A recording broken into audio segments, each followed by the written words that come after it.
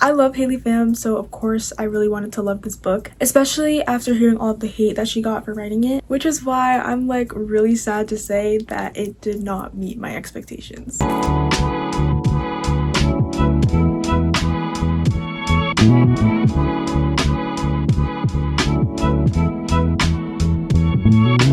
Hi angels, welcome back to my channel. Today we're going to be talking about Haley Pham's debut novel, Just Friends. But before we get into it, let's do a verse of the day and I'll show you guys what book I'm currently reading. The verse I'm reading is 1 Peter 4 verse 8 from the New Living Translation, which says, "Most important of all, continue to show deep love for each other, for love covers a multitude of sins." And the book that I'm reading right now is Fake Skating by Haley Pham. I got this book for my birthday, Wednesday, July 22nd, but I started reading it on, I'll put the date that I started reading on the screen, and I'm on Chapter 4.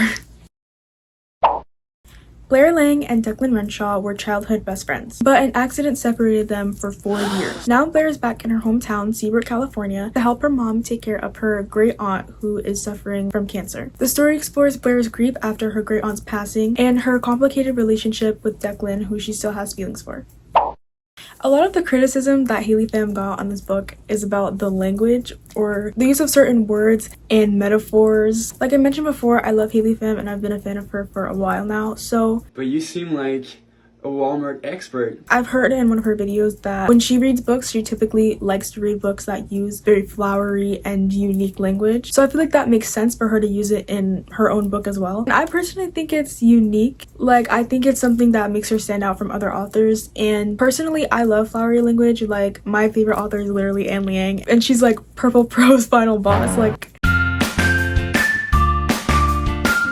and there are a few times in the book when Declan mentions that Blair likes using big words and the dictionary. Like there are some times when he kind of like teases her for it. So maybe that could be a reason why Haley Pham used a lot of big words in this book, like because it related to the character. But I will say that it did get a bit distracting. I personally felt like the flowery language was kind of like doing all the heavy lifting. To me, it kind of felt like each part of the book was kind of like working separately rather than together. Like the characters, the plot, and the language were kind of like there, but it didn't really feel like they were like blending cohesively.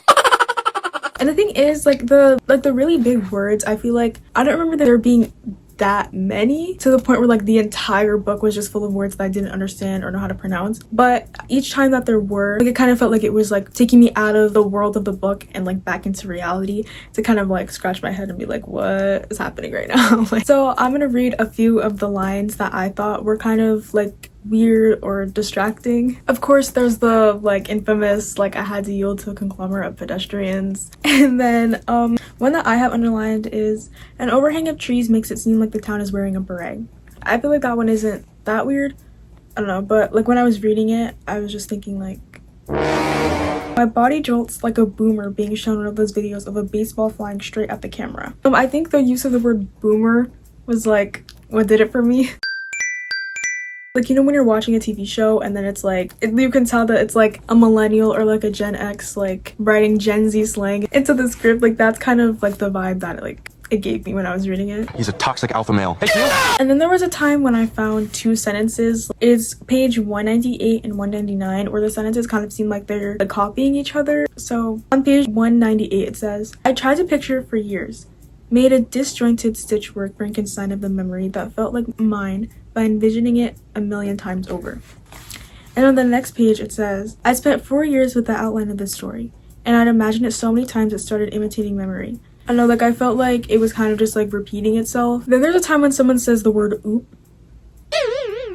And then here it seems like there's like a mistake. It says, "I love you too." He swoops into another kiss, and it feels like everything I've worked toward was a lousy distraction from what I really wanted. Like everything I've ever worked toward was a lousy distraction from what I really wanted. And I'm sure there's a few more, but those are the ones that I felt like kind of like stuck out the most.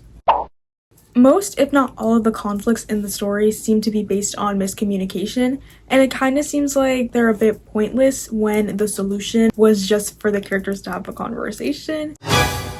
Blair and Declan's conflict basically revolves around a letter that Blair never received. So Blair and Declan start a relationship and they're dating in their senior year of high school. One night after Declan's football game, he ends up getting hit by a car. And Blair goes to see him, but Declan tells his mom to send Blair away because he doesn't want her to see him like that. But the way that his mom phrases it makes it seem like Declan just doesn't want to see her at all. So then that's what leads to them not seeing each other for 4 years. And apparently in the 4 years that they weren't together, Declan sent Blair a letter, and basically at the end he was like, if you don't reply to this letter, then I'll take it as like you not wanting to see me ever again. But Blair never receives the letter, and for one, it's like 2025, 2026, dude. Like, you could have just sent her a text message. I mean, letters are nice, don't get me wrong, there's nothing wrong with sending someone a letter, but if it was something like that urgent, like your relationship depended on her knowing that you were okay, knowing that you actually just didn't want her to see you in that condition, I feel like a text message would have sufficed. But anyway, she doesn't receive the letter, and then 4 years later she ends up working at the coffee shop that's managed and owned by Declan, and then later down the line end up having a conversation about the letter and everything that happened, and then they decide to be friends. So basically this whole entire like conflict that had lasted 4 years was solved by them just talking about it.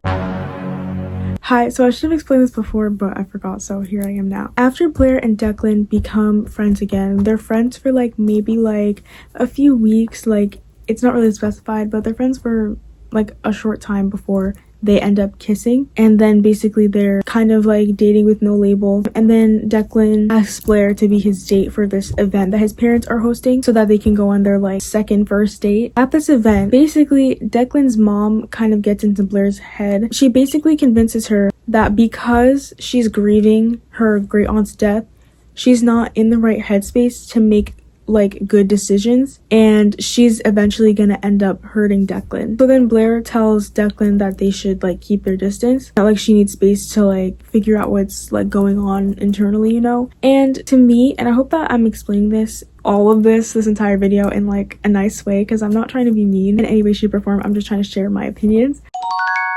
But when I was reading this, personally, it felt like just an excuse to kind of add more drama. After the main conflict of the book was solved, we still had like maybe like 100 pages left. This whole thing with Declan's mom just kind of feels like it's coming out of nowhere, especially because it's in the last 3 to 4 chapters of the book. And I also feel like Blair just immediately like believing that and taking it to heart kind of felt like confusing, especially because this isn't like something that she's been dealing with the entire book. She hasn't really been thinking that her decision making wasn't good enough because of her grief, like on her own. I feel like maybe if that was the case, and then like the mom's convincing kind of like solidified that belief, it would have made more sense. Then there's another conflict between Blair and her mom, because basically Blair's great aunt owns like a bunch of different convenience stores, so Blair's mom has been helping her like work with them and stuff. So Blair's goal was to go to college to get like a really like nice high paying job so that she could help her mom retire. And then after their great aunt passes away, her mom is left in charge of all of the convenience stores. And Blair's entire life, she believed that like helping their great aunt Lottie like run the convenience stores was like putting a lot of like pressure and stress on her, and it was. But the thing is that her mom wanted to do it. Her mom wanted to feel a sense of like independence after leaving Blair's dad, who she was basically like depending on for everything.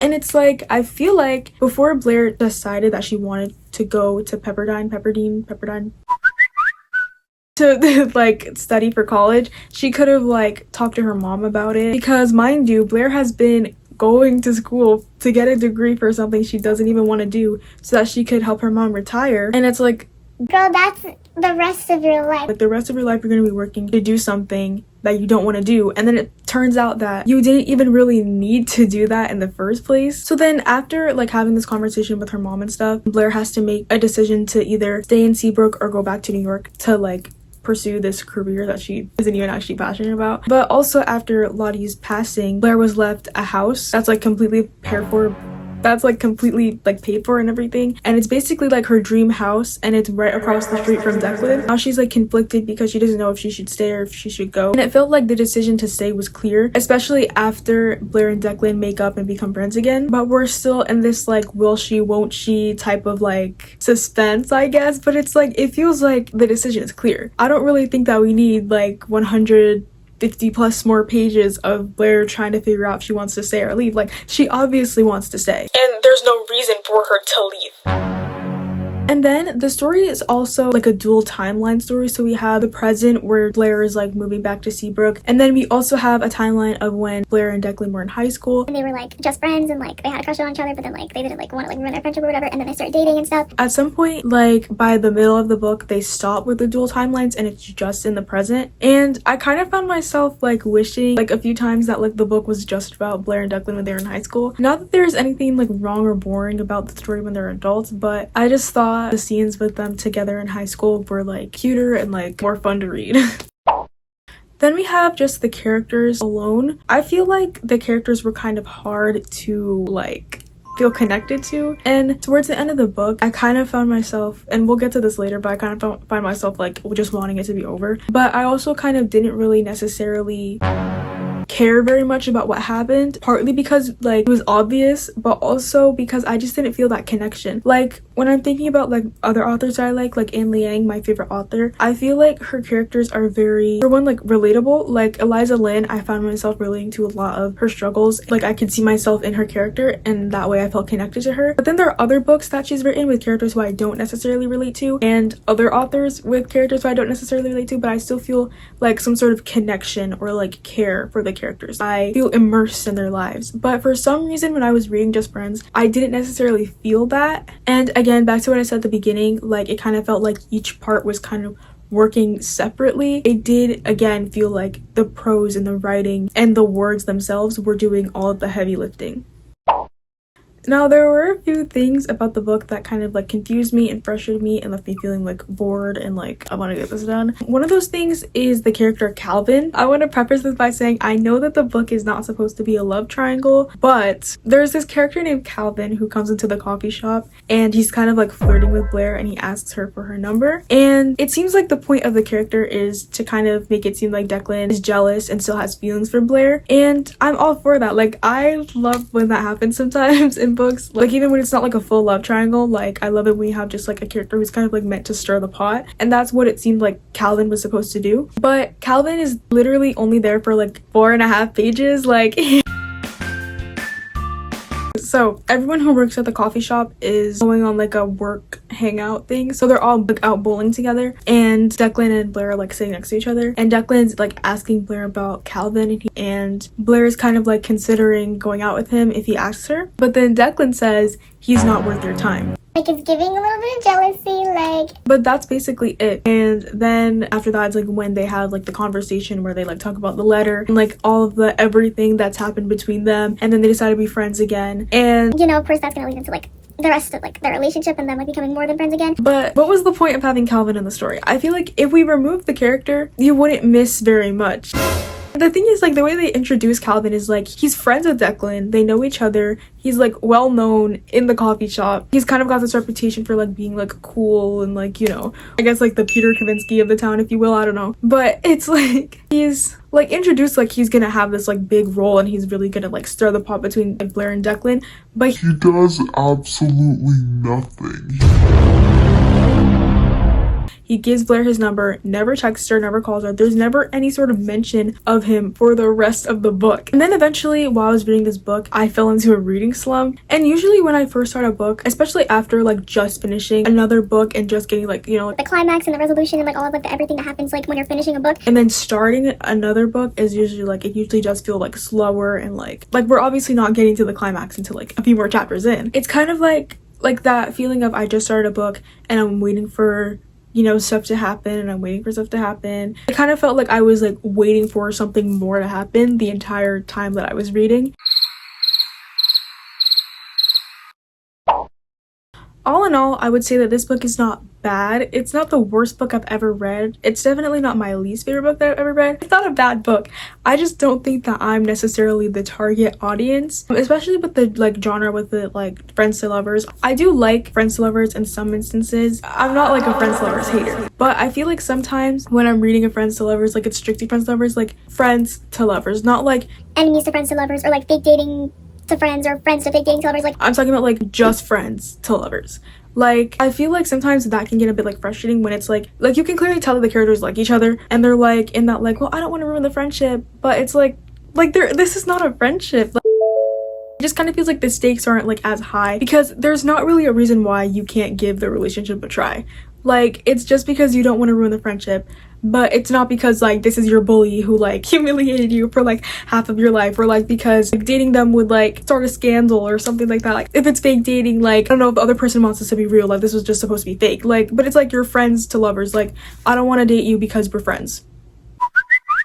Like, maybe in real life, like, friends to lovers is probably like easier and better and like more enjoyable than enemies to lovers. But if I'm reading fiction or watching fiction, I don't necessarily gravitate to strictly friends to lovers relationships. But I will say that if I wasn't in a reading slump, I probably would have enjoyed this book more. But also the reason why I was in a reading slump was because of this book. So but honestly, like, jokes aside, criticism aside, I do think that Haley Pham is a very great writer. I do think that her prose is beautiful, and I think that I would love to see what she creates in the future. I feel like she is gonna get better as she continues to write and publish books. I think the story is like cute, and like if you're a person who likes to read like clean romance novels, if you like books with like little to no cursing, then this is definitely a great book for people who like to read that. And I do like those kind of books too, but I just think that I'm not the target audience for this specific book. And my rating for the book was 2.5 stars. Thank you all so much for watching this video. I hope that you all enjoyed. I would really appreciate it if you liked this video, comment on this video, even share it if you would like. If you'd like, you can also follow me on my Instagram, kind of just a page to like promote the channel and like, you know, like update you guys on like what's happening with my videos and my posting and stuff. But yeah, that's gonna be it for today. I hope to see you all in the next one. Jesus loves you. Bye, angels. Like, one day they're like sitting on the couch together and like talking,